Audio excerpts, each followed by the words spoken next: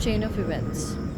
How safe truly are Indian skies anymore? Because there's a lot of undue pressure on every worker involved in aviation, specifically the pilots. It's a human being who's making an error. But the whole focus is on making a new software or a new modification, a new gadget which will improve safety. How safe and secure it is for a whistleblower to be in Indian aviation? Aviation is a high risk industry.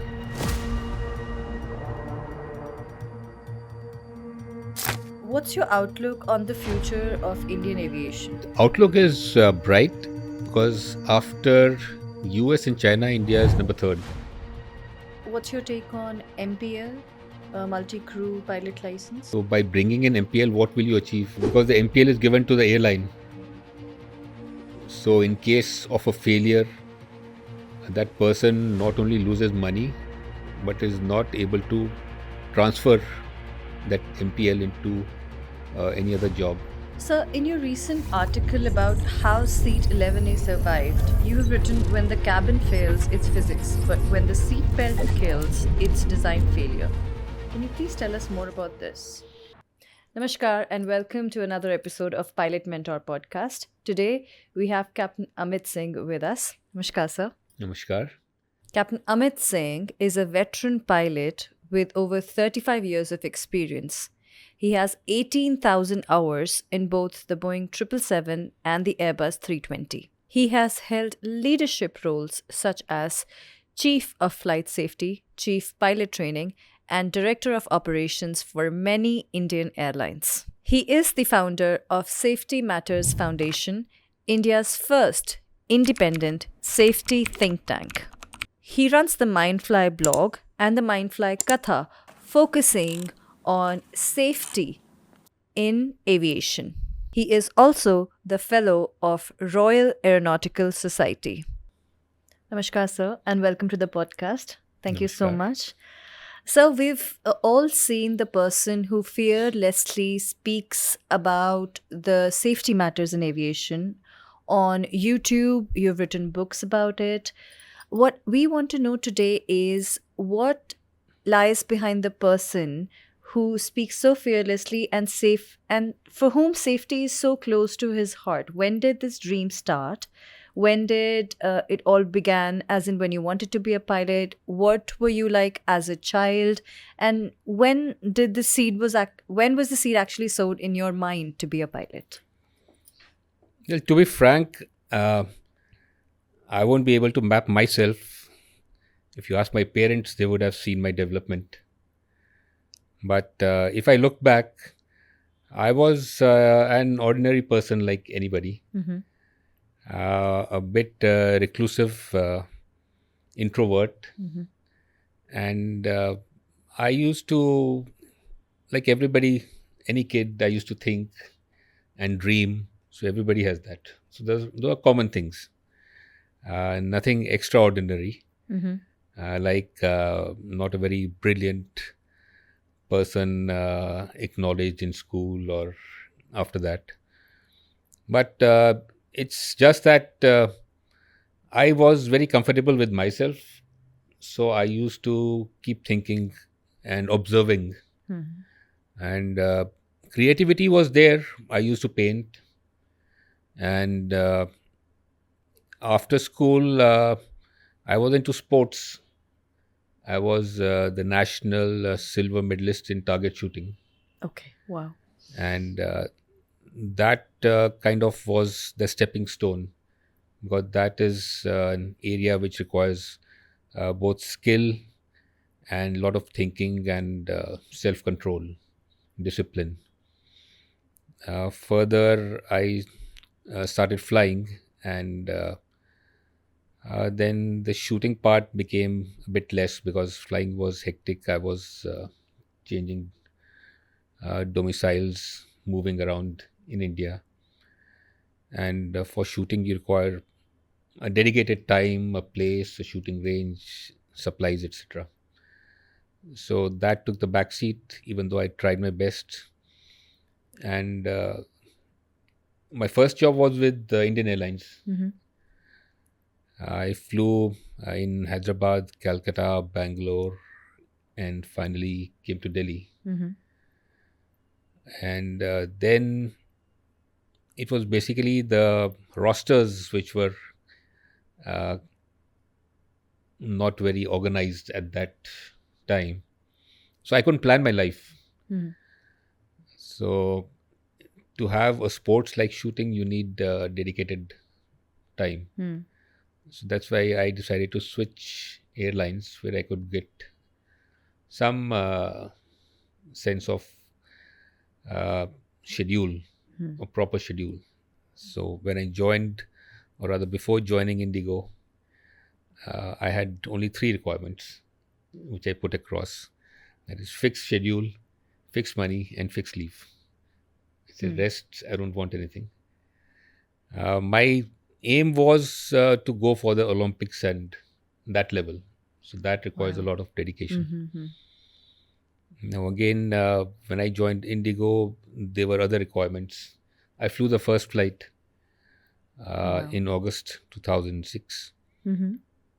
And then slowly, they also needed somebody in the safety field to, because I was one of the few type rated pilots. Other pilots were being converted. Mm-hmm.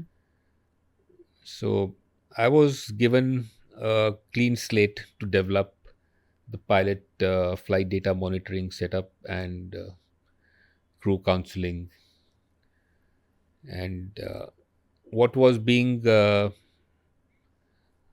what was the prevailing setup in India was a typical. We had these parameters which were being followed, and people were flying the parameters rather than flying the aircraft. So I basically devised what was happening globally, that we have to look at these exceedances in a graded manner, because some could be very marginal incursion into the parameters, some could be more serious. So we have to differentiate between Right. and get in the just culture concept. Just culture. Yes. So as I kept thinking, I kept developing, I kept reading. So I'm not a well qualified person in terms of degrees, but I think they call it autodidact. I read, learn, develop, and that is almost equivalent to having a A degree. degree. Yep. So, uh, and that is acknowledged by a lot of people. So, initially, I was quite surprised that people think that I'm doing very well, because I was not a very outspoken person. But keeping things simple was my priority. Life is too complex, you make it simple. Keep it simple, and it is good for you and good for others. So that is how I got into safety and started developing. Yes. Uh, then I kept observing and questioning myself. That observing myself, if I made a mistake, Hmm. then why did I make a mistake? And then do some research on it, study books, and find out.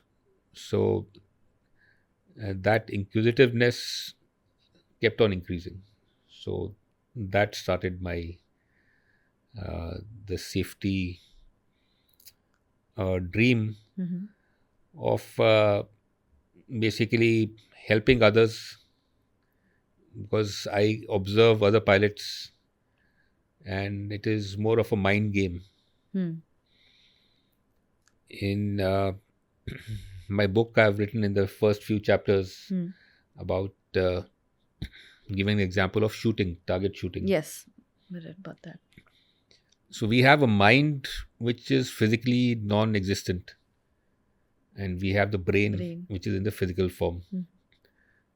But the mind, which is not there physically, has the power and capacity to control your body. Yes.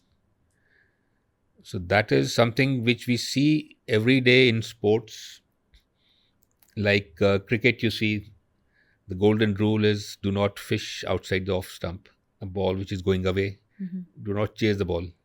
But at times we see all the batsmen making this rash stroke and getting out, getting caught behind or wherever. So that is that lapse in concentration. So in shooting, we had 60 shots. Hmm.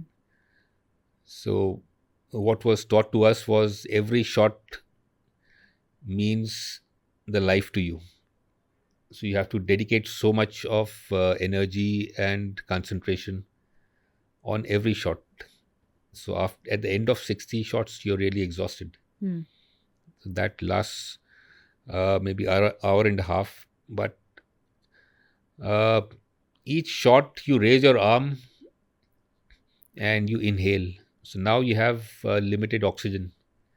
You have 10 seconds to align your target, and it has to be a smooth trigger action. It's like music. Uh, so everything has to be, there's a harmony, and it has to flow. There should not be any jerks. So that is a perfect shot. Now, the problem happens when you align with the target. Then the mind comes in. The mind says, wait for a second, you'll get a better aim. Brain says, no, you have only 10 seconds, your oxygen is running out. Then your hand will start shaking and it will be a washout, which means the bullet will fly out. The mind says, no, no, no, wait for another 1 minute, 1 second, or 2 seconds, you'll get a bullseye. So that tussle starts, and you are looking at it like a third person.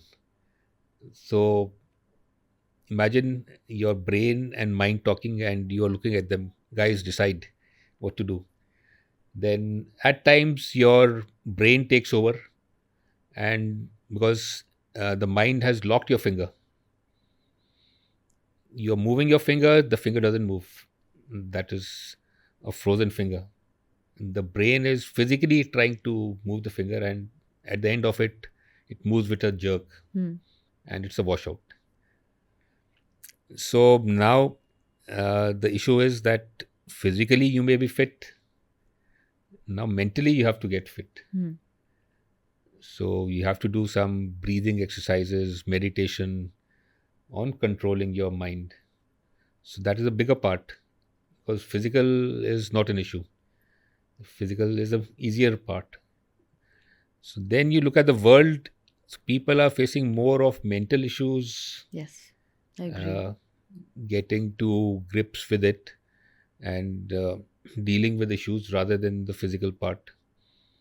And that is a bigger complication in aviation per se. It is again the decision making and how you look at it, interpersonal relationships.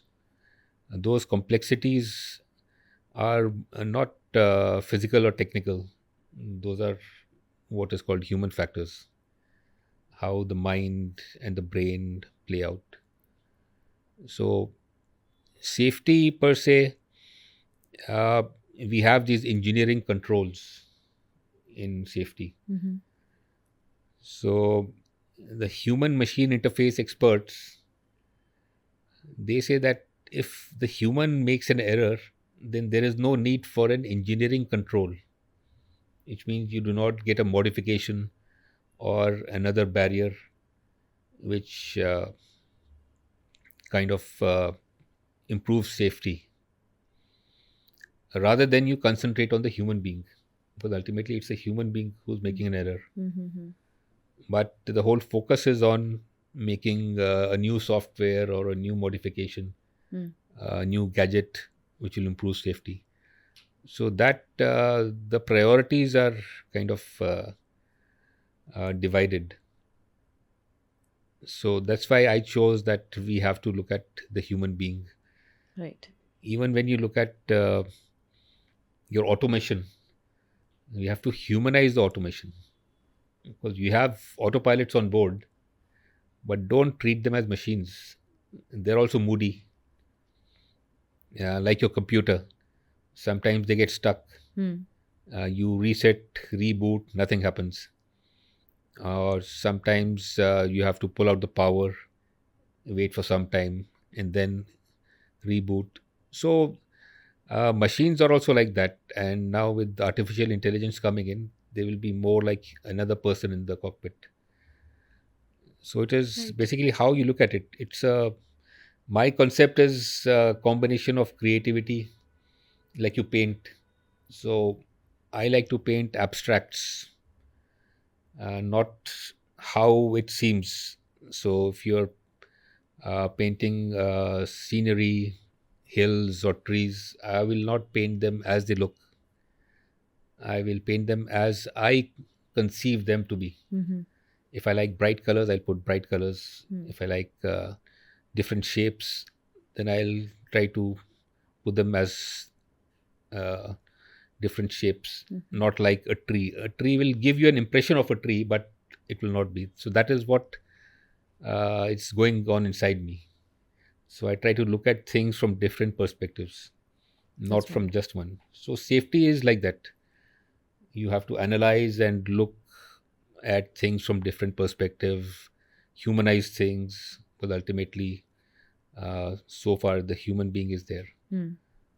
So and try to keep it simple. Hmm. So that is what's going on in my head. That's good to know, sir. Thank you.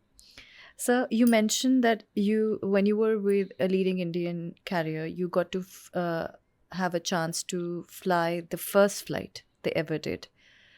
Uh, I can say for sure, hardly just a handful of pilots will have that experience in their lifetime to to fly the first flight for a leading Indian carrier. Uh, would you want to tell us what was? I'm sure that was very special, but how was it special to you? Well, at that time, I didn't realize it. It is only later on when you have these anniversaries and you look back, that makes you feel special and connected.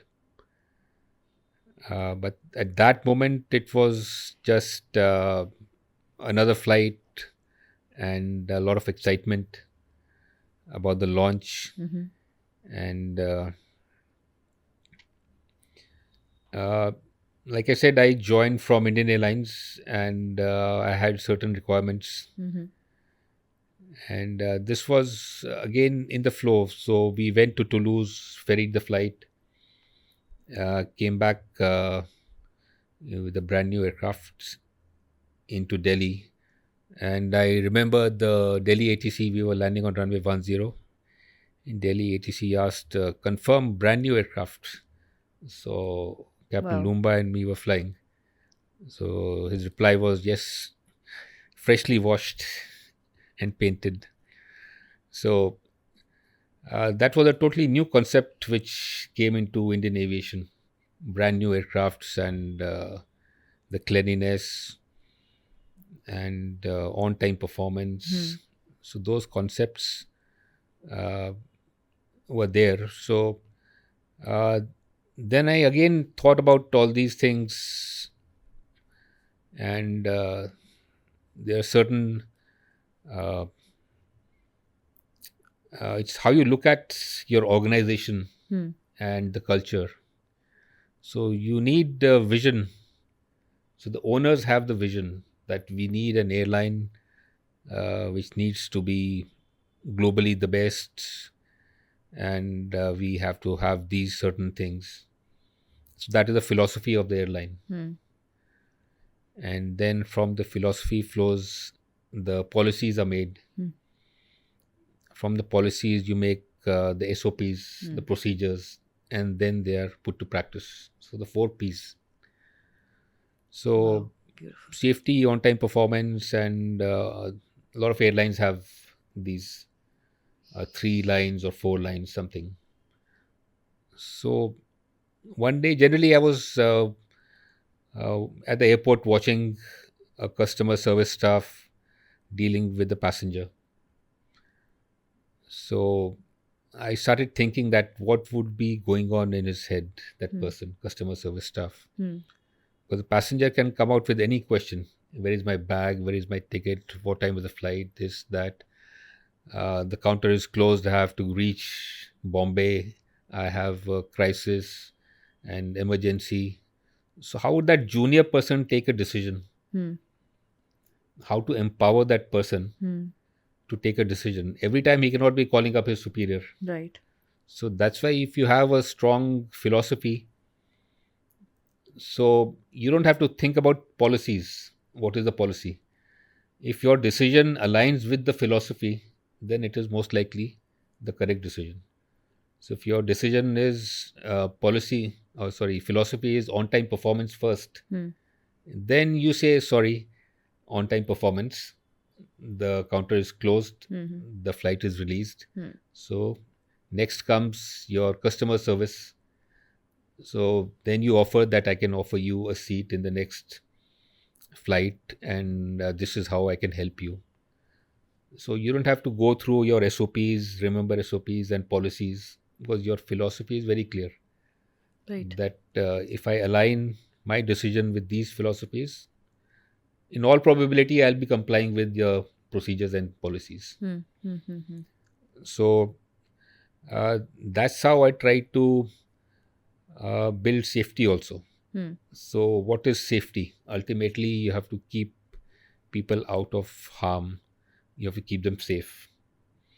So, how do you keep them safe? So, there are certain principles. So, if you have the bigger picture in mind, then obviously you'll be moving in the general direction, right? So, we don't have to remember the nitty gritties. You have to have the bigger picture. Hmm. What is the company aiming for, or what does safety mean, Hmm. and how do we align with safety concepts? And you will be moving in the right direction. Right. So you two come from a family with no pilots, I presume. No, there's no pilot. Right. And flying, when you flew at that time, flying in itself, being a pilot in itself was a very rare profession. How did it all happen for you? And I ask this why, because there are many people who join us today from no flying routes, and they wonder what can we do with ourselves? How will we, sail in this profession? And you've almost done all there is to do, including flying. So could you please answer that? Flying is at that time when I joined was very exclusive, and only people who had somebody in the family Mm. knew about flying and how to become a pilot. Mm-hmm. It was not common knowledge. This profession was not known to all. People knew about pilots and flying, but how to become a pilot, generally, it was not common knowledge. And nor was it propagated in the schools. Schools were standard engineering, commerce, science, those types, or you go to the army. So I have an elder brother. He went to the army NDA after the 10th, and obviously when he went to army, so I also was a bit excited. So my father said, one in the army is enough. You have to choose a different stream. So then I was thinking what to do. So my brother basically met someone who had uh, pilots in the family, and I was obviously like every child is attracted towards flying. So I would love to fly as a passenger, go to the airports, watch airplanes fly, and keep watching them sitting on the roof of my house. And I had a small transistor. So the transistor, that frequency could be adjusted at that time. So I could hear the ATC Wow. approach and tower. So even if you didn't understand anything, you could hear things. So just watch the airplanes go over it. My house was kind of in the approach area. Okay. And then my brother suggested, and I basically jumped onto it. Why not? And later on, we started figuring the process of getting into a flying club, and then the CPL, how much it costs, etc. And in aviation or in life, I have learned through failures. So the first exam was the SPL exam, Mm-hmm. student pilot license. So I asked a couple of people there at the flying club that how do I study for it. They said you pick up this book. There was one book, light blue color, and that's about it. So I said, okay, I'll read up the book and go. So I failed. So then I asked other people that I read this book and failed. He said, oh, why did you read this book? You should have read the other book. Mm. There were notes. Mm. I said, I didn't know about it. There are notes also. Mm. If there are books, then why are there notes? Everything should be in the book. Mm. So, okay. Then I read the notes and then passed. So, this concept also carried on till date. I don't take notes. I said, I will read the source code, that is the FCOM or whatever. Mm-hmm. But because notes keep changing, the source Right. code changes, notes don't change. So, Right. why do you have to make notes? You make a better book. Mm-hmm. So that is how I entered flying, and I joined Delhi Flying Club. That stage, I was trying to do my graduation from Delhi University and flying alongside. And as luck would have it, there was a teacher's strike when I joined college. Mm-hmm.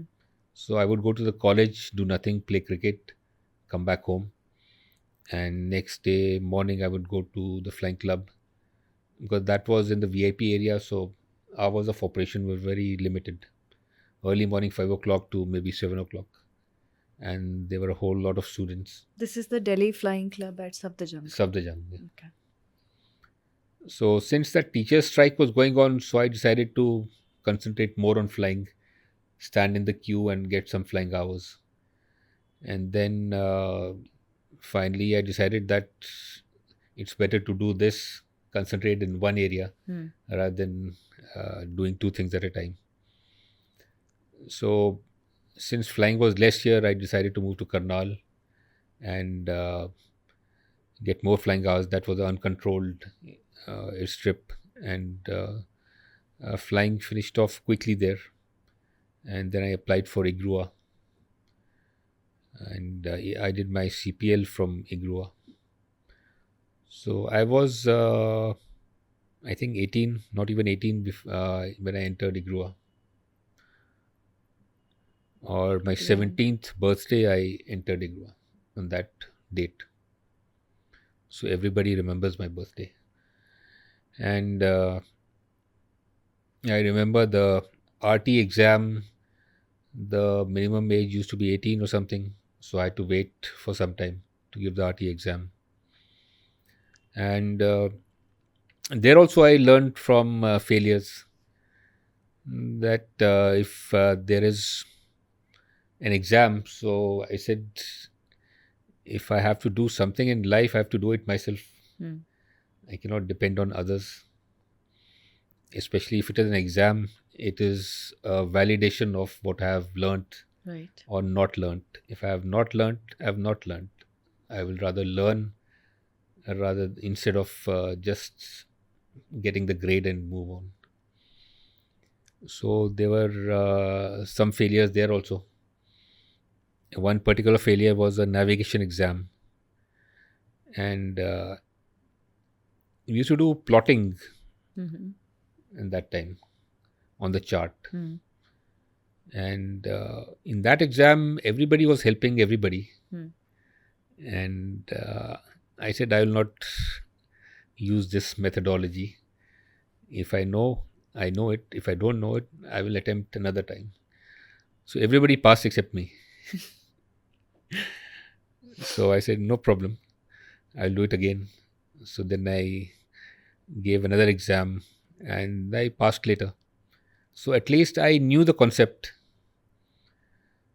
So, which I've seen later on in life that if your foundation is weak, then that weak foundation basically prevents you from acquiring knowledge, further knowledge, higher knowledge. Yep.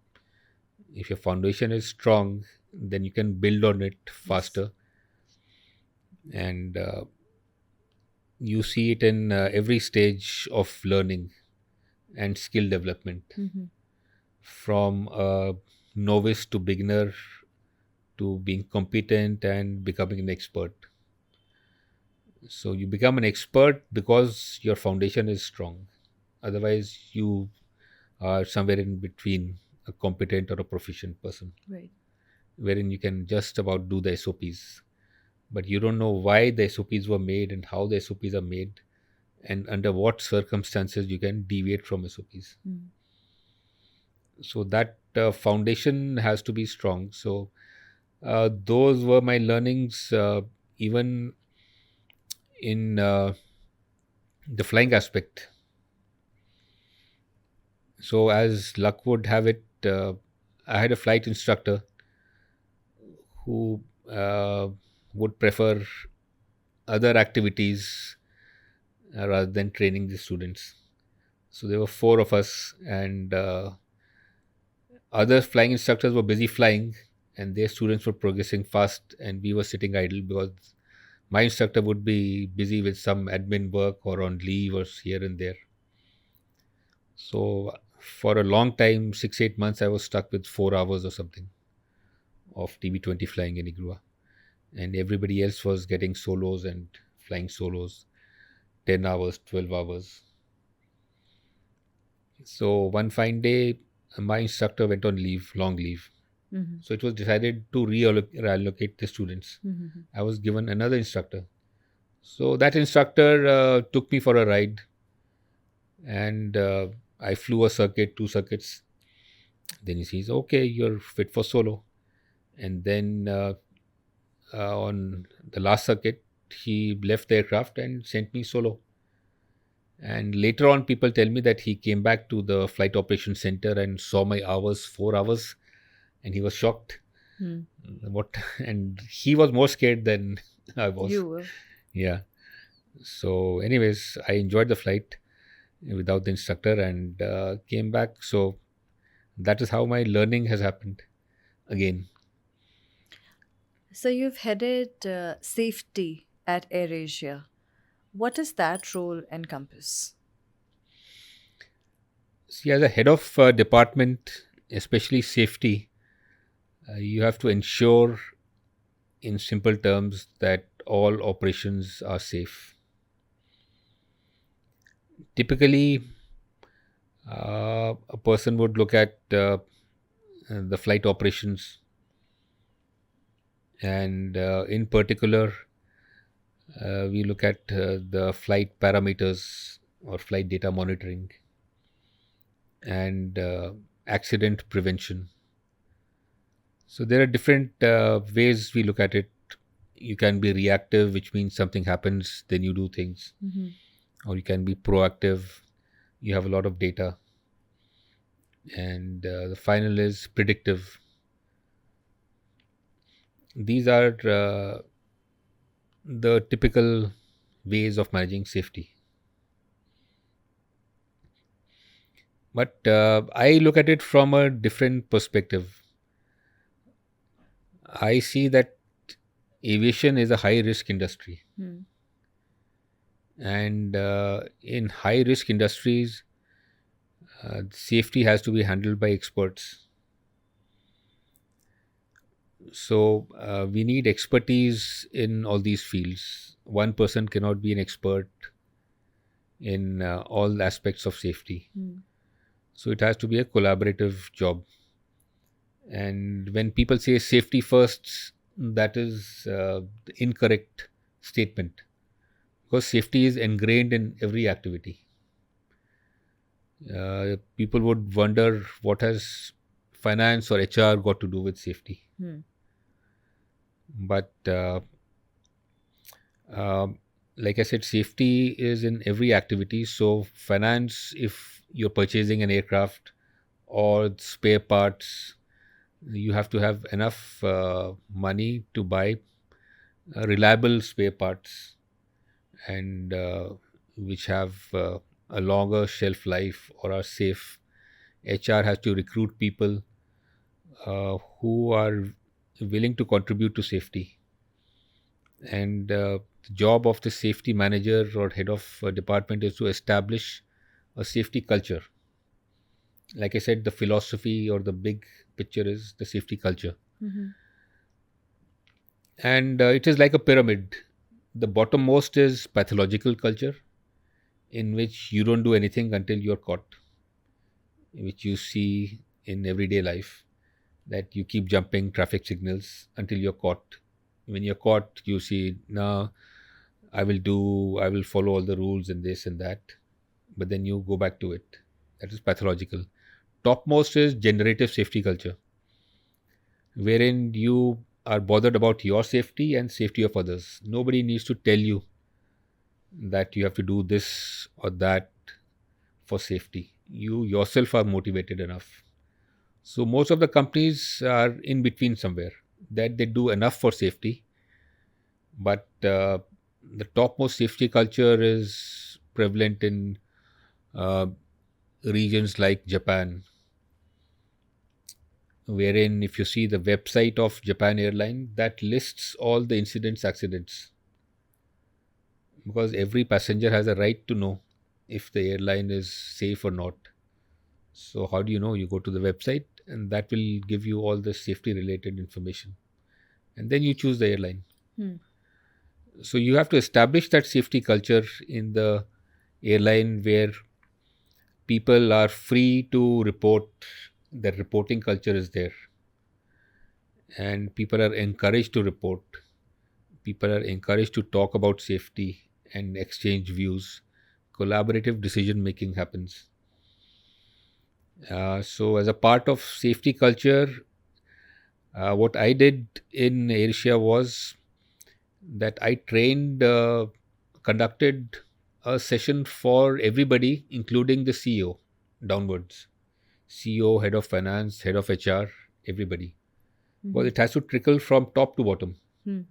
If people see that the CEO himself is taking out time for safety, they'll take safety seriously. Hmm. So there was a 1 week course, and the CEO attended the course in everybody. Then I created something called a wall, because I observed that when you join a company, you Hmm. sign a contract, which is a HR contract. Mm-hmm. And in that, there are terms like, if you violate this rule, these are the consequences, that rule, these are consequences. But for safety, nobody signs anything. There is no commitment. So when you write up on a paper or sign, then you are physically committing yourself. Right. Then you are more bothered about safety rather than just talking or taking an oath.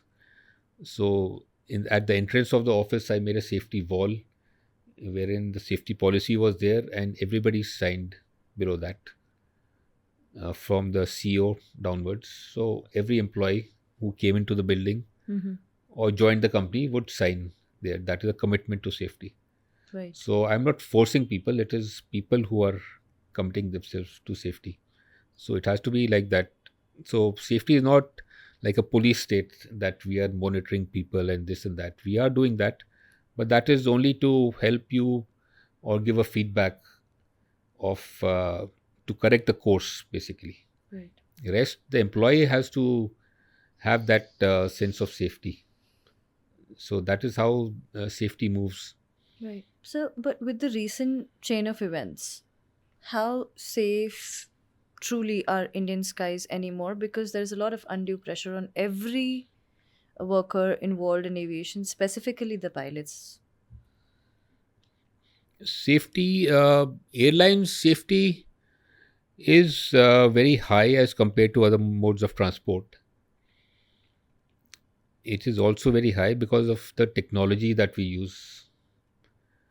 From 1960s, 70s, there were a lot of technical failures and accidents happening. The next generation of aircrafts are much safer. Mm-hmm. They have safer systems.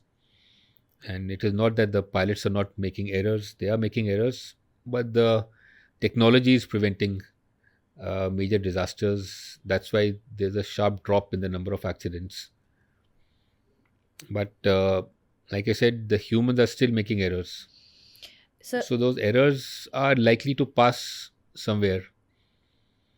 And now the life is getting more stressed, complicated, and flying is becoming more hectic. mhm, So the systems are becoming more complex.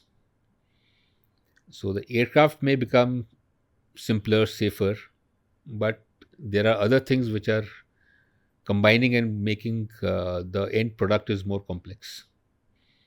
So in safety, we say that we have to decouple these events. So if you have too many events combined together at close space, then there's a likelihood of an accident or an error to pass through. So we have to space it apart, decouple. That can also translate to de-stress.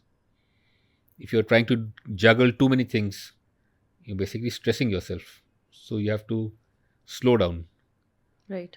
right? And for that, your question was the job of a safety manager or the head of safety.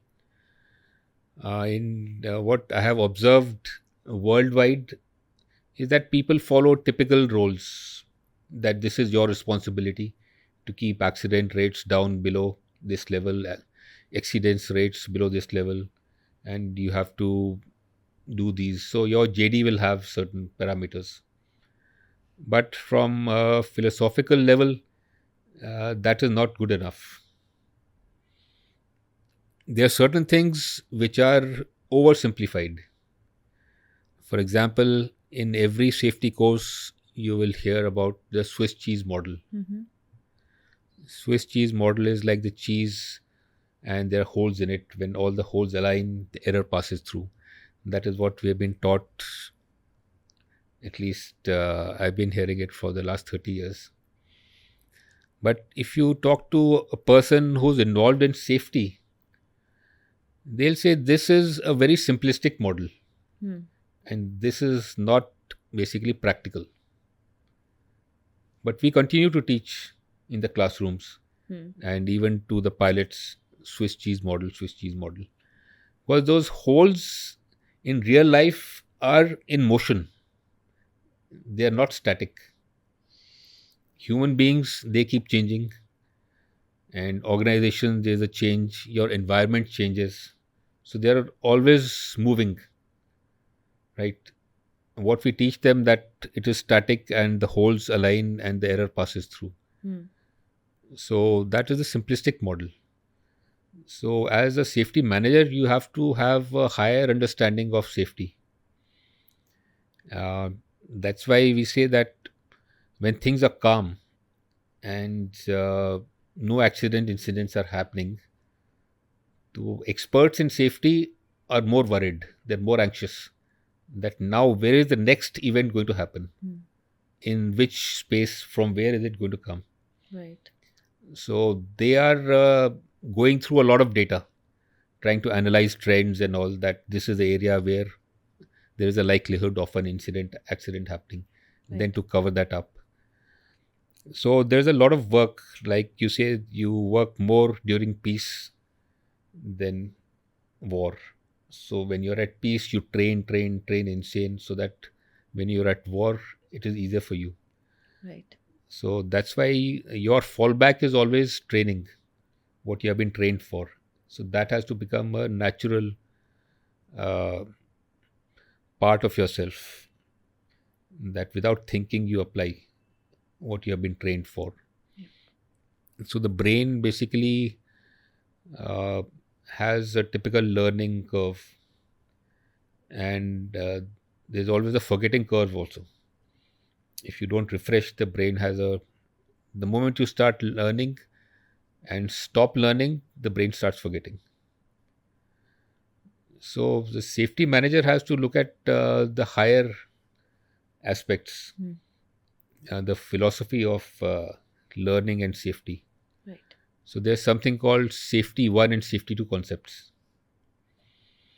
And then you have the X and Y concepts, McGregor's.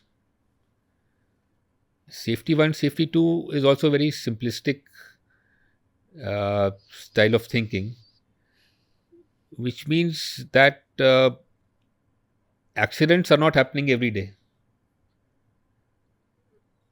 This also means that people are doing something right, that accidents are not happening. Yeah.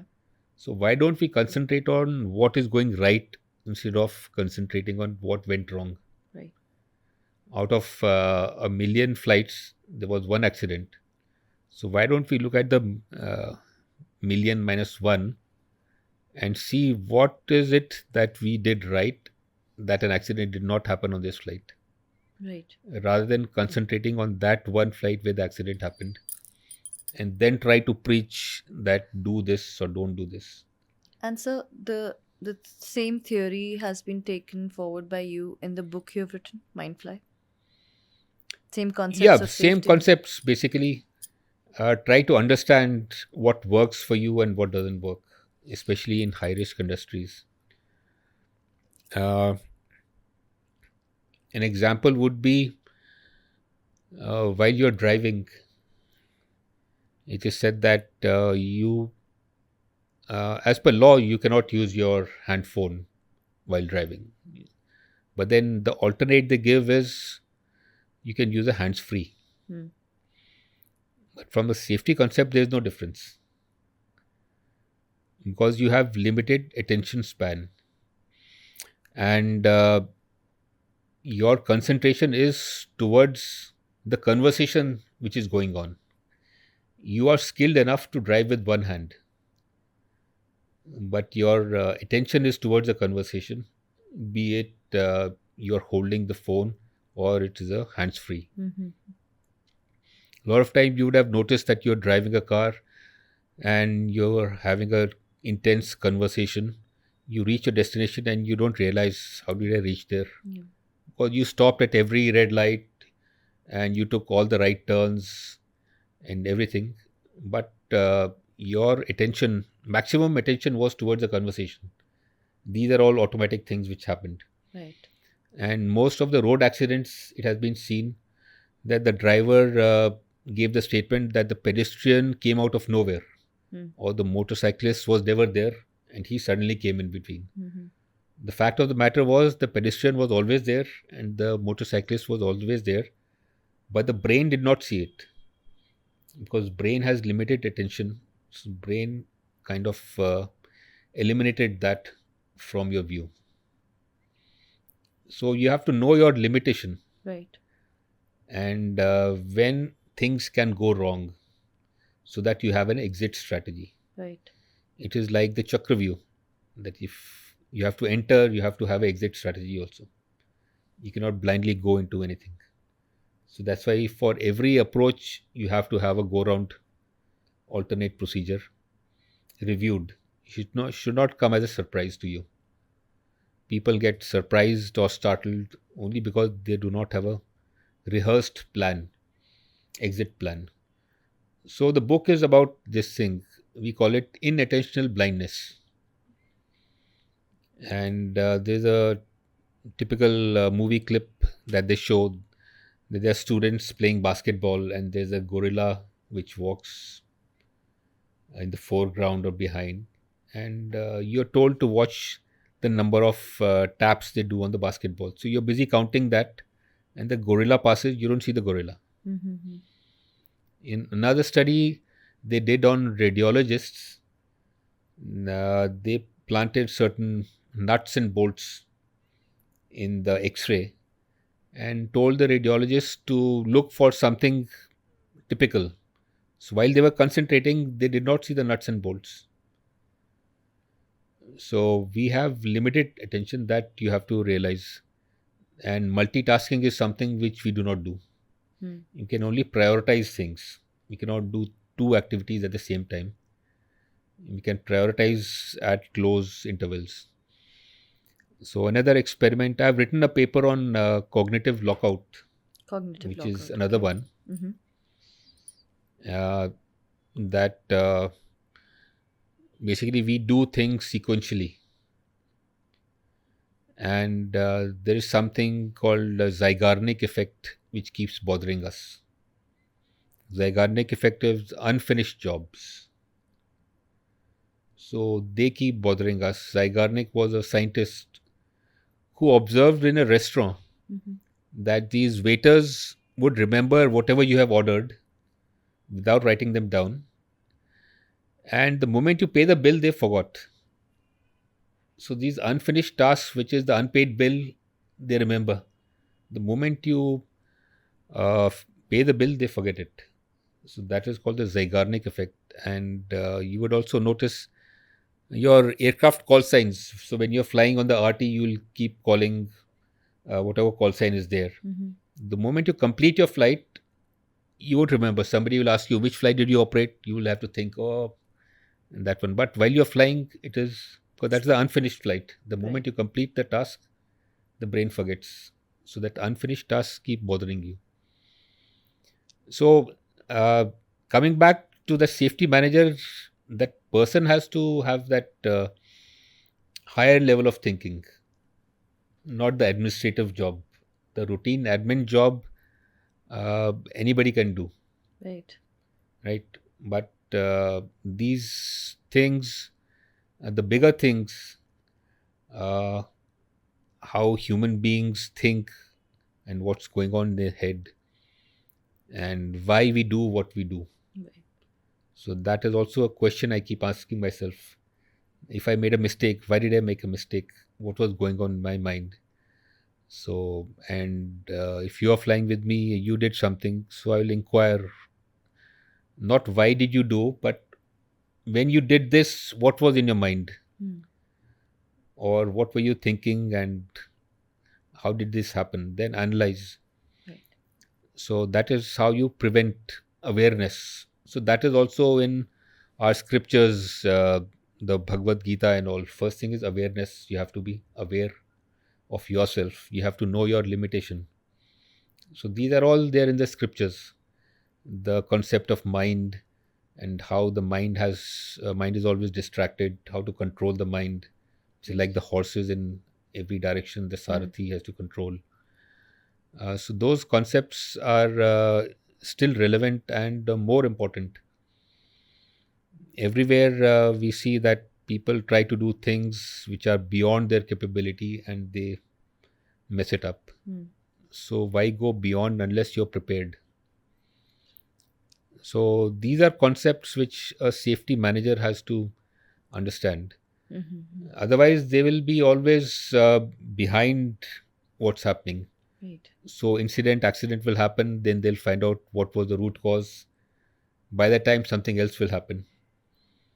So these normal things the admin staff can do, but as a head of department, you have to have a bird's eye view of Everything. what's happening and which direction are we going. Right. So, you've recently written the book Varaha, which is a stark shift from you writing about aviation and safety in aviation. So, how did that happen? It is in some ways connected to safety and the way I think. So, like I have spoken about the foundation and my interest in the roots, getting to the root of learning or root of my ancestry. So, this is a part of investigation of my ancestry. Mm-hmm. So, the natural question everybody asks is who am I and where do I come from? So, when I asked that question, so I didn't get a very convincing reply. I come from Himachal, but do we actually belong to Himachal? Mm-hmm. And on inquiry, I found out that no, we settled in Himachal after much movement, and it was very recent. In historical terms, recent is few hundred years. Mm. So uh, I was more inquisitive that where were we before? What are the origin, as in roots? So I started As a natural progression, since we are Rajputs, everybody goes to Rajasthan. Hmm. So, so it started with my father. So he went to Rajasthan looking for his roots. He traveled to Rajasthan and he found uh, certain uh, certain people, places which were connected to what we are. So we are Varha Rajputs. Well, that's wonderful, sir. So also, um, you've written about ADHD recently. Would you like to tell us more about that? So ADHD is a concept which is not very well documented and prevalent in India, even though uh, there are people affected by ADHD, Hmm. but that awareness is not there. Hmm. In other countries, the concept is that if there is an issue like ADHD or some other mental disorder, it has to be treated or attention has to be given to that Right. rather than brushing it under the carpet. Right. And there are ways of controlling things. So, safety is used to be black and white earlier, Hmm. that either you can do something or you cannot do Cannot do something. something. Now, with the concept of safety management system, it is all about risk assessment. You should assess your risk, if that is acceptable or not acceptable.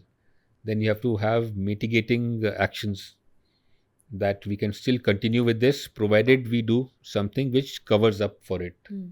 So if there is a deficiency in yourself, in your learning, or capability to learn, capacity to learn, it has to be compensated by something else. Hmm. It could be medication or some other technique of learning. Mm-hmm. But the idea is that life has to continue. You Right. cannot stop just because you have a problem, right? So ADHD is something like that. It is not attention deficit or related only to attention, but these people are brilliant in some other manner, in Hmm. some other features or ways. Mm-hmm. So their style of learning is different, Right. their style of thinking is different. So that's why they're brilliant, because they can think out of the box and they can think or create things which a normal person cannot do. Right. So you have to take a look at the positive aspects and the advantages and cover the deficiencies in whatever technique you can. So that is one example I've given, uh, because mental health nowadays is becoming a big issue. Mm-hmm. So you have to deal with it, Yes. and you cannot say that I have a issue, I'll sit at home and do nothing. That aggravates the whole issue. Hmm. Uh, you have to keep yourself active, and your mind basically, the same thing, it comes back to the mind and the brain. The mind says that you're defeated, you can't do anything. Brain says I can, but that who wins over that tussle? It can only happen when, because brain is in the physical form. You feed the brain grows.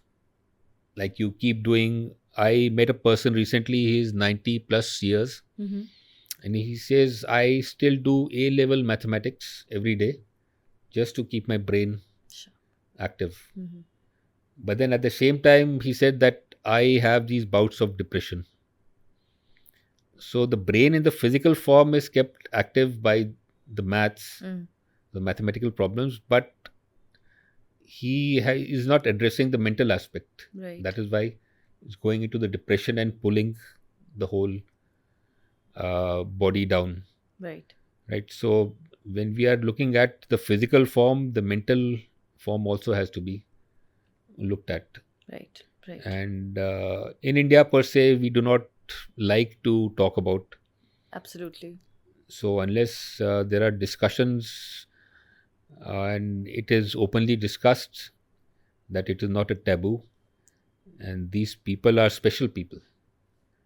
And because I also may be having ADHD, there is no test that I've undergone, but I feel that there are certain areas where I'm very disorganized, Hmm. which means I don't like to do certain things. Hmm. I know I have to do things, but for some reason, I can't get over doing those things. Right. Certain areas I can do very well. It's like reading a book. Hmm. I cannot read a book, but if there's a certain thing which interests me, I can read the whole book. So, moving on, what's your outlook on the future of Indian aviation? The outlook is bright because after US and China, India is number third, and seeing the number of aircraft orders, there will be a huge demand for pilots and other aviation personnel. So the outlook of the industry is very positive. Hmm. However, we need not concentrate only on training of pilots. Hmm. We have to treat aviation as an industry, wherein other avenues also have to grow Yes. simultaneously, Yes. which means manufacturing, simulator manufacturing, or other training equipment. Mm-hmm. And we have to build the foundation. Right now, Indian aviation is on stilts. We do not have institutions like the armed forces have NDIMA, which produces high quality professionals, and we have medical colleges or management institutes like IIM or technology IIT. For aviation, we have only a handful of such institutes, Right. and they're not producing high quality professionals like the future CEOs or the future uh, professional pilots or other instructors. Right. We are still depending on foreign agencies or training providers for our training. So, if India is to become the second or the leading aviation industry in the world, then we have to start developing our own, Yes. not only technology but methodology, which means we have to go back to our roots, the ancient Gurukul system, which does not only train a person in the skills but develops a personality. That is the attitude of a person. Yes. And foreign companies are slowly using these concepts of personalized training. Hmm. Like Airbus has started personalized curriculum development. They will see your personality and what kind of curriculum or syllabus suits you, and they will build it around that.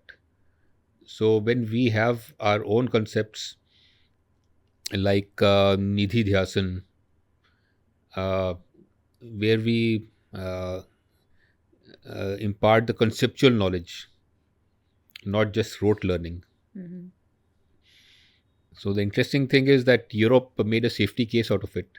That your ground school, which is based on multiple choice Hmm.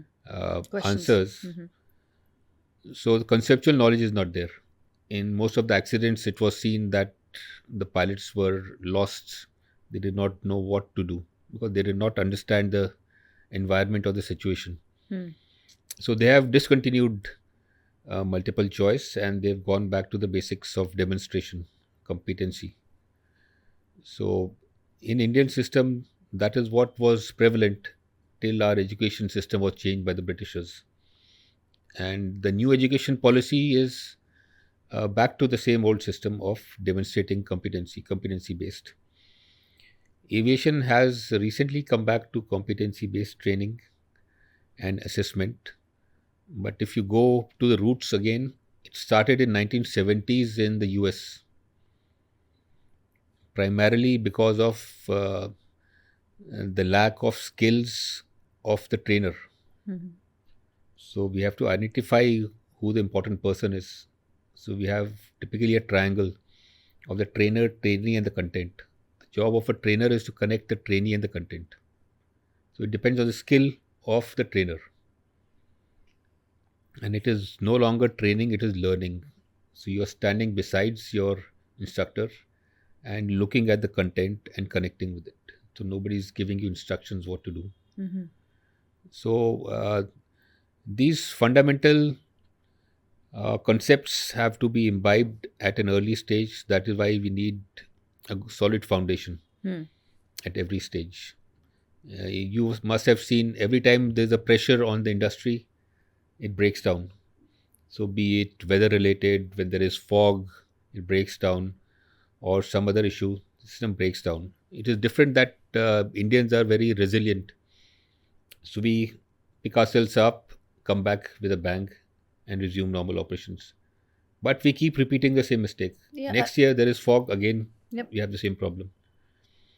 So, this system is fragile. Hmm. Like I said, we do not follow the same old systems, the typical systems. The new concepts have to be brought in. The new concept is anti fragility.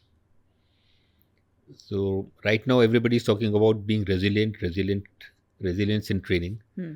But the concept is anti fragility, which means that once you break down, you understand what was it due to, you learn from it, and ensure that doesn't happen, Yes. doesn't repeat itself. That is anti fragility.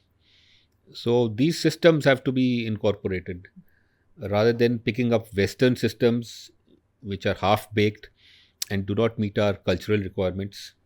We have to grow our old, reliable, uh, uh, ancient wisdom and systems uh, which are more scientific than the present ones. Absolutely. They lasted for such a long while. They Yeah. were invented such long ago. They must have solid reasons. Hmm. Right. And so air taxis, are they realistic for a country like India? That is the need of the hour. Looking at the condition of the roads, and that is also a thought I gave pre-COVID. So I used to watch these ambulances stuck in traffic, and imagine what the person's state would be if it takes 1 hour, 2 hours to reach in case of an emergency. So I thought, why not a drone ambulance which can pick you up from a place and then within a few minutes you're there in the hospital. And a person who's dying will be more than willing to go on a risk, if you can say, willing to take a air mobility. So I spoke with a firm, Israeli firm. They were developing an air ambulance pre-COVID, but they said it will take us a few years more. But that concept is very well required in India, not just cities, but if you see the landslides and what's happening in the hills, so disaster management and emergency evacuations. So the concept is good. It is only the application of the concept, because even the drone deliveries and all are good concepts. But who has the vision again, or the holistic view that there could be possibilities of invasion of privacy? You can't have a drone on top of your head. So what if you have a house? Then how much airspace above your head is owned by you? Absolutely. The Right. boundaries. So you can't have. It's happening in US that drone deliveries, pizzas are dropping on people's head. So who's looking after that safety? Yeah. So everybody's looking at the commercial aspect, but these nowadays privacy issues are bigger, Yes. and safety, that we cannot have objects falling on our head and colliding. And if the weather goes bad, what is the limitation? And does it interfere in the with the civilian air traffic? Even though there are rules and zones, but who's monitoring? Right. In India, there are rules, but application of rules is a issue. And if there's an accident, who's investigating? There have been accidents, drone-related accidents, but I haven't seen a accident report yet. Is there anybody who's doing that? So again, from a roadmap point of view, a long-term vision, somebody has to draw that long-term vision. That this is how I visualize my country to be, aviation sector to be, or air mobility to be. Right. Then you make the policies and procedures. Right. And so, what's your take on MPL, multi-crew pilot license? MPL is a combination of CBTA, competency-based training and assessment, which is the core of learning, and the MPL concept is built around it. Mm-hmm. So I met a couple of years back with the father of MPL. He was a German Lufthansa pilot, Captain Didier, and I was talking to him, and basically this is the only concept which has been brought in without any prior data or being tested. Hmm. Normally you have a lot of data, then you build around that data a concept, and so that you have a reasonable assurance that this will work. But this was something without any data. And to bring something And of such sort in aviation, where we yeah, need tested, time so tested. there has to be research done on it. In aviation, if you see, or any other sector, if there is a study, you do a research, then at the end of it, you have limitations. Yes. Any study would have it. But in aviation, like CBTA came in, they said this is the magic thing. It will solve all your problems. But what are the drawbacks, limitations? Is it applicable to us or not? So nobody's given that. Same is with MPL. Hmm. That MPL comes in. So what are the drawbacks? And there are certain drawbacks, which is I was reading a paper written by Singapore CAS, Civil Aviation Authority, and they have said that there is no difference in competency between the MPL and the CPL. So, in the safety management system under which all the safety activities reside, there's something called a change management. If you want to change, then you have to follow that process. First question asked is, what is the reason for the change? Why do you need a change? You have to document that. Was it that the current system was not working, or unsafe, or more expensive? So, by bringing in MPL, what will you achieve? The cost will not come down. It will become kind of because the MPL is given to the airline. Mm-hmm. So, in case of a failure, that person not only loses money but is not able to transfer that MPL into any other job. That has to be converted into a CPL, which means more hours have to be done. And then uh, ICAO and all other agencies say that if your oversight system is not very mature, you must not introduce a new concept. But ultimately, first DGCA, the regulator, has to be trained on MPL or CBTA Yes. because they are the people who are approving. Mm-hmm. If they themselves do not have adequate knowledge, how will the oversight happen? Yep. Right? So, again, the concept has to be built, and it cannot be one person or organization driving it. It has to be led by the regulator and followed by the training organizations or the operators. So everything has to be a collective decision making, not just need of one organization, and the whole concept changes. I'll give you an example. I wrote a paper on competency based training. That paper was called Trainer as a Subject Matter Expert. Okay. Trainer. So Dreyfus has laid down the skill development of a person, starting from novice, beginner, competent, proficient, and expert. So how does a person go from one step to another? So basically, a novice does not know much, has to be taught the SOPs in the books. Then you pass your check by demonstrating your knowledge of SOP, that you are given an environment and these are the SOPs have to be applied. You successfully apply them and do the all the maneuvers, etc. So you pass. What is the difference between an expert and this person? This person is barely able to apply the SOPs. If I change the environment, the person will get foxed. What happened? The winds were supposed to come from the left, now the winds are tailwind, and the aircraft is behaving differently. So that is a higher level. So proficient is that even if you change the environment, the person reorganizes and recognizes that there's a change and reapplies the SOP to suit that change. And the subject matter expert is totally different. He or she does not think like a normal person. They think that what if we change this particular line or SOP, how will it happen? Will the system become more proficient? So they are not thinking in a linear manner. They are thinking in a haphazard manner or out of the box. That is how new systems are developed. It is like a trainee looking at a chart. If you tell them to go from point A to B via the two air routes, they will follow point A, go to the air route, point B, point C.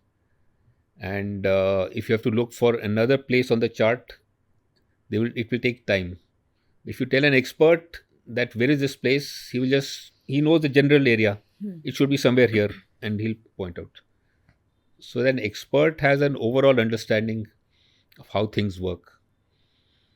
So in the CBTA, a trainer becomes a subject matter expert in 1 week. So they're given a training of 1 week and become a subject matter expert. A nursery teacher takes longer to train than that. One typical example is communication. You have ELP levels, English language proficiency. So there's a 15-minute training. You can be ELP level 4, which is the basic minimum, just about qualifying. But you can be an expert within 15 minutes. And you are assessing a person who has ELP level 6. So there's a dichotomy in the system. You have ELP qualification, wherein it assesses you ELP level 4. But another system gives you a higher ranking and makes you an expert in the same thing. So there's a mismatch in the whole system. Indeed. So how come a level 4 is assessing a level 6? Same as with automation and other competencies. So how can you become an expert in 1 week in automation, etc.? There are people who have done PhDs. So automation, we are just operators of automation. We are pushing buttons. But experts in automation say that you have to be taught about use of automation, misuse of automation, disuse of automation, the abuse of automation. That is how you understand how automation works. But now if automation goes off, you're lost basically. So I was flying the 737 before, and my first aircraft in the commercial, and that was totally manual. And then I moved to the 320s. So 320s were pretty new in India. And we were used to flying the manual flying skills. Right. In the simulator, whenever there was an engine failure or any failure, we used to disconnect automation and fly. But we were told, no, automation is for your benefit. It will reduce workload, this, that. Now people have reached the other extreme, wherein if there is a failure, they said, okay, let the automation handle. It must be doing the right thing. Yes. And now the automation takes you for a ride because you have lost confidence in your skills. So there has to be a mean somewhere because you have to understand what's going on in the automation. Right. Like I said, misuse, disuse, abuse. So what is automation? In which mode is automation working? Not just pushing buttons. So you have to understand the bit of a background. So you can't become an expert like that. So this trainer who has overnight become an expert is now grading a person and basically inserting the data in the system. So that data is not credible or false. It is giving you a false sense of comfort that everything is fine. Because that person is not trained enough to identify where the problems are. So the whole system is giving you a false sense of relief that everything is fine, and then you have an accident. Yeah. So again, when you talk about an accident, people talk about the loss of life and the hull loss, etc. But from a safety angle, if you look at it, an accident is a failure of the whole system. It is Because systematic aviation failure. is an over-regulated industry. There's so many regulations, checks, balances. So how did that accident happen? Which means everything failed. So the whole system has to be revamped. But nobody looks at it from that point of view. We just want, okay, let's deal with this, get the accident report and move on. And then after a few years, there's another accident because we haven't fixed the root cause. We are only fixing the symptom. Root cause is simple. You have to ask yourself why 5 times and you reach the root cause. There are more complex ways of reaching it, like a fishbone methodology and others. But we look at proximate cause, that who caused the accident. It's the pilot who's the first person at the scene of an accident Right. because the pilot is involved in the accident. But the pilot is the last defense also. Everybody makes a mistake and the pilot is there to save. The moment pilot makes an error, the accident happens. So it is all about how you look at safety, right? So this training also, MPL training, is how you look at uh, training or learning. Like I said, it started in 1970s in education and reached aviation only a few years back in India. Mhm. So aviation is so much behind the concept of safety. In high risk industries like nuclear and oil and gas, safety is well ahead. We are kind of reverse engineering safety just to show on paper that everything is fine. Right. So safety has to be dealt. Safety and training. Our training is the last means of defense. So if you train properly, you won't have to bother about a lot of things. Safety and training do not earn money, which means they're not profit centers. They're accident preventers, and they pay back in the long term. And, So nobody has put a cost to an accident. The cost to an accident is 70% more than the insured amount because of loss of brand value. Nobody puts a value to the loss of brand value. The overtime people are working, the mental health of people, they're taking more sick leave. So all these losses are more than what you have insured for. So that kind of concept of safety nobody talks about. They're just talking about the basic and the rudimentary facts. So there needs to be some kind of a discussion or debates and awareness to bring about this concept of safety. so this leads me to my other question. How safe and secure it is for a whistleblower to be in Indian aviation? Looking at the examples, uh, it is not a very positive kind of reporting system. Again, it goes back to the culture. In 2020, Safety Matters Foundation did the first safety culture in India survey. Till then, nobody had done a safety culture survey. And the few issues were the topmost was trust. There's a lack of trust.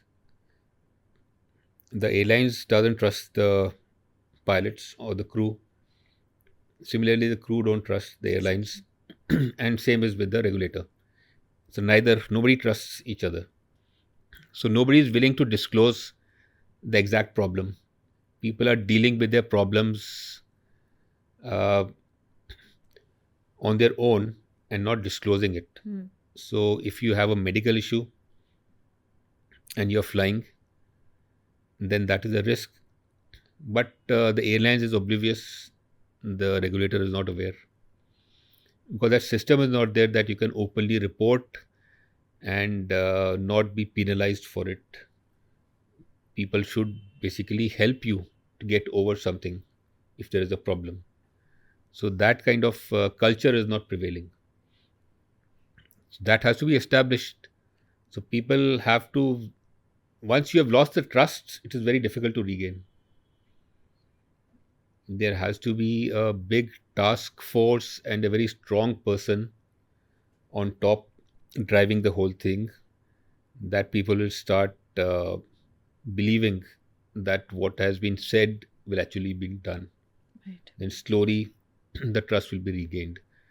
But if every few years the DG changes, or the ministry changes, or the CEO changes, so people say that these people will come and go. The next person might have a different thought process. So why should we expose ourselves? So that is there, but there are different coping techniques. You can have your individual groups, and not only aviation but other industries. For aviation, you'll have similar type of thinking. You have to have a third person Yeah, point of view, somebody absolutely. from A outside. fresh take. Yeah. So those that's why NGOs are important, because they are not governed by the regulator or the government, and they are independent. They are bipartisan. So even for the passengers, there is no passenger organization which is uh, educating the passengers on their rights Yep. and how travel should be. So these problems you'll keep facing, passenger behavior, because nobody is telling them what is acceptable, not acceptable behavior, Yes, yes. or educating. We want everybody to fly, but we should also educate themselves at school levels, college levels, and big display boards, advertising. So there are different methodologies, basically changing people's psychology or way of thinking. Mm-hmm. So those are conceptual changes. So we are more interested in paper changes, Yep. that we have a new policy. Agreed. So the paper policy will not change a person's behavior. So, also recently, airlines have approached ICAO for a no poaching policy. What's your take on this? Indian Airlines here. Well, there's a contrarian view, and another working paper submitted by the European Union, Mm-hmm. that there has to be portability, or more the ease of movement of trained professional. Mm-hmm. As per them, after COVID, a lot of people went back or changed their profession, and there is a shortage. Yes. So both are addressing shortage of trained manpower, but in different ways. What European Union says, that states which are capable of producing more manpower should increase their production and increase the quality of production, and then share it with others. Hmm. So you can't restrict a person. Absolutely. And the purpose of notice, or the notice period, is that if you have 3 months notice, the objective was that in that 3 months the company can produce a replacement, so that passengers don't feel the discomfort of cancellation or delays. So now you cannot restrict or bind a person. As per international labor laws also, you cannot restrict movement. So again, that is not giving out a good signal Hmm. to the working professionals, that if you join this profession, you're basically bonded labor. So as a nation, if we have done away with all these things, then it has to be seen in every industry. You cannot free one industry and bind the other industry just because you're not able to manage, or you foresee growth and you foresee shortage. So I feel it's again the whole ethos or the safety culture, one which you seek so much and have talked about so much, that this is scant regard for safety. That instead of looking inside my house, what went wrong and how can I improve it, I'm actually bonding people to leave it, to forcefully stay there.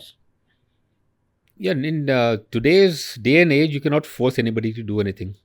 Even you can't force anybody to think the way you think. There is freedom Hmm. of speech, and there is always reasonable restriction, even on freedom of speech.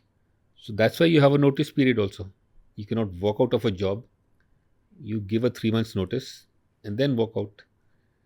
And there has to be ease of movement. Now you have these passports coming in, e-passports, Yes. basically open borders. There has to be ease of Policy. movement. People will move unless there is an immigration restriction. You can have your employment anywhere in the world to balance out the shortages because of whatever reason. So that is why the concept of EU is more favorable, because if India has the manpower, it works for the nation to produce, like you have doctors and Yes. nurses. So it works for the Indian industry to produce more nurses and doctors, Yes. and then they move out. Yes. So same is with the pilots. So you can have training organizations which are booming, producing more pilots. So it is a few airlines which are driving this agenda, and this is a restrictive practice. A restrictive practice never works. You have to have an open practice which works both ways for the industry as well as for the personnel. Yep. So, in your recent article about how Seat 11A survived, you have written when the cabin fails, it's physics, but when the seatbelt kills, it's design failure. Can you please tell us more about this? So this started with my travel on a train. So you would have noticed on high-speed trains there are no seat belts. Mm-hmm. I'm so used to flying that whenever I sit, even if I'm sitting on a sofa, I feel uncomfortable. I Mm-hmm. start feeling for my seat belt. Mm-hmm. So I was wondering why there are no seat belts on the trains. So I did some study. So I found out that seat belt on trains would cause more damage in case of an accident Mm-hmm. to the body, the internal organs, the spine. Uh, so they rather not put the seat belts than put the seat belts, because on aircrafts we have two pointer seat belts which are around the waist. So in case of a sudden accident or the aircraft stops, your forward upper body is flung forward, your legs are flung forward, and the whole body is kind of held back from the waist by the 2 point seats. So that crushes your bones, the hip bones, the internal organs, and the spine. So that will cause more damage as compared to a person without a seat belt. So this particular person on 11 Alpha was sitting on the emergency exit. So there was about 6 feet of space in front of him, clear. Either he was not wearing a seat belt or the seat belt failed. That is also a possibility, which happens in accidents because of the sudden jerk, the G force. And if you notice, he has injuries only on one side of the face. Mm-hmm. So he must have gone sideways and hit the front wall or something. And had he been wearing a seat belt, obviously he would have had fractures on his hip. He would have been immobile. And if you see the visuals, he was walking normally Walking. with a slight limp because one side was affected. Uh, the the studies corroborate with this theory, and the new designs which the Air India 350s have in the business class, the 3 point seat belts, which have been there on the cars since 1970s. So that is a scientific fact that if your upper body is restrained, the likelihood of injury is less. Less. And these 2 point seat belts are basically meant for turbulence when the aircraft goes up and down, to hold you down so that your head doesn't hit the ceiling or your neck doesn't get injured. So that is the primary purpose, and not primarily for takeoff and landing. So our whole focus is before takeoff and landing, we have to ensure the seat belts are on. But during turbulence, we are not very particular. And in the last Indigo incident, wherein the aircraft entered a thunderstorm, there were no injuries because they had prepared the cabin and everybody was wearing a seatbelt. And most of the injuries on board happen during turbulence where people are not wearing seatbelts and they hit the ceiling. Right. So the 3-point seatbelt should be made as a standard. That is one aspect of survivability of an accident. So a part of the report deals with the survivability because even if an accident happens, we have to ensure that there is minimal loss of life. ICAO's objective is by 2030 there has to be zero fatalities. So unless we incorporate such things, new design issues, we will not be able to achieve. So this is something which is an eye opener, or people know about it, but it is not being passed to the masses. It is only restricted to some business class seats. Right. So, although this has been a very delightful conversation, it has to come to an end somewhere. Just one last bit of advice here. Where can people read your books and follow your work? Well, most of my work is on the blog site safetymatters.co.in. So it started off with Mindfly. So the Mindfly blog is there, and it is only about human factors, how the brain works, and how the mind thinks, and their interactions. And there are practical cases, like I have investigated myself the San Francisco incident, wherein the 320 almost landed on top of four aircrafts.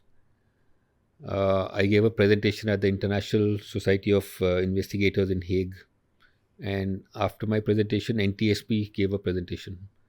So the official report says the aircraft missed by 60 feet, and those people said it was 10 feet actually. So they were that close. So that makes me wonder, there were two pilots there, four eyes, and they couldn't see that they were landing on top of four aircraft with more than 1,000 people. That could have been the world's worst air disaster. Mm-hmm. So that's why I wrote the paper on unintentional blindness, that the brain has a capacity to cut off senses. Hmm. I'll take some more time on this. Please. The Pakistan Airlines accident which happened, wherein they landed with the gear up. So I could never believe it. With so many warnings, how can they land? But I have myself seen in the simulator when somebody is so focused and they have their attention focused, and you will have GPWS and pull up warnings, the person doesn't hear anything. So the brain has a capacity to shut down senses and give priority to visuals first. So we have to understand our limitations. So all these things are there. Landing on wrong runways, and it happened in a lot of places in India also. Typical was there was one incident you in Canada. This Air Canada was carrying out an eyeless approach. The moment they saw the field, they went visual. They turned left and aligned themselves to a taxiway. So, so the mind, the brain has to be mapped. So if you have thought about something, you make a map in your brain. Then you try to align what you see with the brain. In between, if it has been or it has been altered or redesigned, then you have to reorientate that map. Yes. So understanding that is why I have written this book and the blog site to bring about awareness. And then there are a number of papers which I have published internationally, and then there is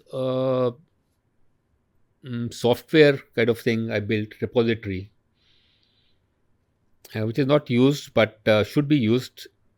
It's called RAISE, Repository of Anonymous Safety Experiences.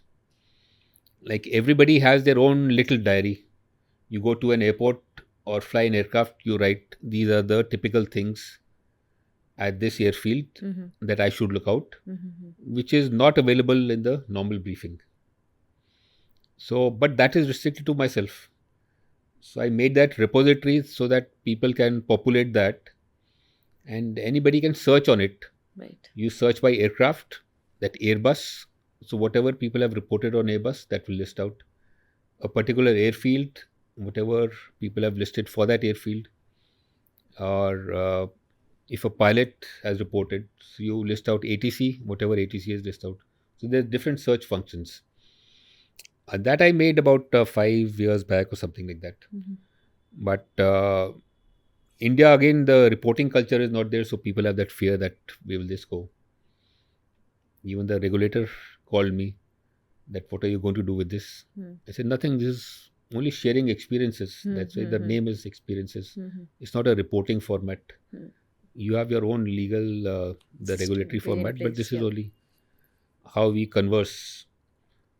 So these kind of things, networks have to be developed so that people can share information and not keep themselves. So my concept is that knowledge should be free and you should not charge for it, even though the book is not free. The website is free. A lot of people told me that you should put a pay, that you pay to access the View. paywall. I said no, my concept is not there. I pay to get material, then write on it, and then make it free and accessible to people, so that their awareness, because the cost of preventing an accident is a great achievement, and I sleep better actually that I have done something worthwhile with my knowledge and my experience. Otherwise, if it remains with me, then it is of no use. Then me and my antaratma will be in trouble. They'll be fighting. So if I have to live in peace, then they have to be at peace. So, last question. What is next for Captain Amit Singh? Next, as in, the problem with me is that I keep getting ideas, and ideas don't stop. It is only the implementation part which is difficult. So I have about 4 or 5 projects which I've made, and I'm looking for people who can implement it. I've even given it free that whoever wants to implement it. So there is one product I'm developing. It is in the conceptual stage that will give you a real-time cognition level. That if you're cognitively overloaded or getting overloaded, that will give you an indication. So, for example, if you are in training, the drawback is the instructor is sitting behind in the simulator. The trainee is flying. So, you don't know where the trainee is looking. Is the trainee fixated or the trainee doesn't know where to look exactly? Is the trainee overloaded? What is the trainee thinking? So, eyes are the basic route to the mind, what's going on inside the head. Yes. So, the trainer keeps asking, where are you looking? Where are you looking? But doesn't know. So that is a combination of eye tracking and it measures your prefrontal cortex oxygenation level. So as the cognitive level increases, you start thinking harder. The brain starts drawing more oxygen. Till a point when you're overloaded, then there's a sudden drop in oxygen. So you measure that oxygen level with a device placed on your temple and eye tracking from a camera in front. So a combination along with the AI, so you can get a real-time alert that you're getting cognitively overloaded. So it can be for a fighter pilot who's operating alone. So if the fighter pilot is fixated on the target and the aircraft is coming too low, needs to pull up, so then you're overloaded. So that will give you an indication or warning. It can be used for air traffic controllers. If the person is looking at a scope with 40 aircrafts, and get stuck with one aircraft which is in close proximity or something. So there has to be an indication or a warning, or any other high risk industry. It can also be used for, like I said, ADHD, bipolar, determining, because that also is a function of your prefrontal cortex and oxygenation level. So early indication. So that will give you an early indication of the onset of these things. So medical utility is also there. So I'm looking for funds for that. And other things, another concept was drawing talent from uh, remote areas. So right now in tier 1, tier 2 cities, people who have money are becoming pilots. So they want to be pilots, but they don't need that job. People who are more motivated and driven are people from the interiors who have talent, but they don't have access. So by use of same cognitive technology, eye tracking, and gamification of learning, so you assess a person's skill and draw that person out, pick up talent, and it's like a game show. So that is something else I'm working on. Again, funding aspect is there. The third project is like a hub and spoke. India has a big problem of wastage of agricultural produce. We waste $14 billion every year of agricultural produce because of failed cold chain. It's because most of the cold chain is dedicated to milk and milk products. So other high value vegetables and fruits, they basically are sold cheap, or they just canned, like mushrooms are canned. Fresh mushrooms have value, but if you can them, the value drops. So the farmer does not get that. So my concept is basically small short takeoff and landing aircrafts which land on unpaved surfaces near the mandis.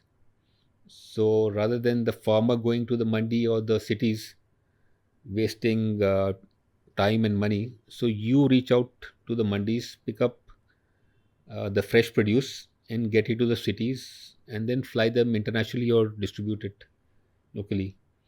So that will be a hub and spoke kind of a thing.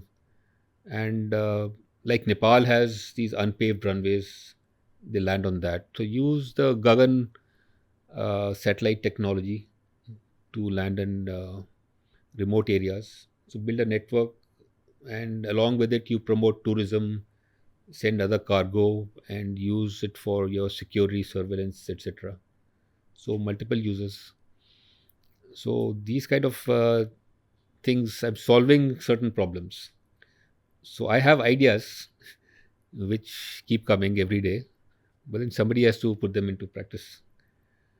Uh, Besides that, I want to get back to sports, maybe the senior level. What is it called? Back to target shooting. I started horse riding, and maybe any other sport. I used to do cycling a lot, and the last trip was before I went to Gulf Air 2015. I went to Bhutan. I did about 700 kilometers cycling up and down. So that was good fun. Uh, that refreshes you. So I used to do a lot of running also. So these kind of things, like a pilot, normally nowadays, what I've seen and my interaction with crew is that they just fly, talk about flying, go back, then again come back for flying. They don't have any other hobby which they are looking forward. So I'm flying, but I'm more eager to do something else when the flying gets over. So I come back, I think, I write, or do something else. So that is more attractive to me. So that is what keeps me going. So flying also, I keep thinking while I'm flying, and what different can I do in flying as well. and improve efficiency and technology, all these things. So unless you have a channel to basically release yourself, you will keep on getting stressed and fatigued. It is not the physical part but the mental. Mental. So you have to have a release somewhere, be it meditation or whatever. So that is what everybody needs to do as life becomes more and more stressful, living in cities especially. Well, thank you for that advice, sir. And thank you for sparing your time. And I'm sure the conversation stays with us, for long after this has ended between us. We will keep going back to the conversation, me and the people who have viewed it, and reflecting back on it. So thank you so very much, sir. And wish you all the Thank you best. for giving me an opportunity to air my views. Thanks a lot. Thanks, sir. Thank you so much for staying with us throughout this episode. If you liked our episode, please like and subscribe. We will strive to bring you more such aviation content.